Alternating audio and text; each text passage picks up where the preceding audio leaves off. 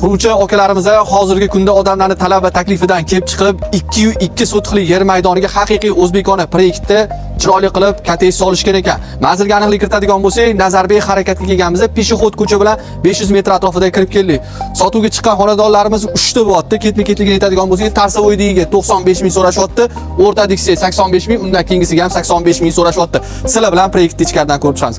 Hovlimizni ko'radigan bo'lsak, doimgidek bitta mashina qo'yishga joy bor, kichkinagina bo'lsa ham zeleniy zonaga joy qoldirilishgan. Undan tashqari yozgi oshxona qilish imkoniyati ham bor. O'ng tarafimizda umumiy hojatxonani ko'rishingiz mumkin. Isitish tizimlari ham shu yerda o'rnatilgan.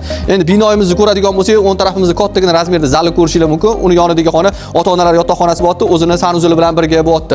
Navbatdagi xonamiz ayollarimiz uchun sevimli bo'lgan oshxonani ko'rishingiz mumkin. Uni yonida общий sanuzul joylashgan. Navbatdagi xonamiz ota-onalar yotoqxonasi bo'lyapti. O'tam orqa tarafida havo aylanish joyi ham tashab ketilgan. O'tdan chiqqanimizdan keyin bolalar yotoqxonasini ko'rishingiz mumkin. Kichkina razmerda, uni yonidagi katta razmerda yana bitta zalni ko'rishingiz mumkin. Umumiy hisobda xonalar soni 5 ta bo'lyapti, 2 ta sanuzulga ega bo'lyapti. Isitish tizimlari tupli pol qilingan. Undan tashqari radiatorlarga ham joy tashab ketilgan. Xonadonlarimiz 3 ta bo'ldi. Tarsovoydiga 95 ming so'rashyapti, 2,5 sotixli yer maydoniga ega bo'lganiga.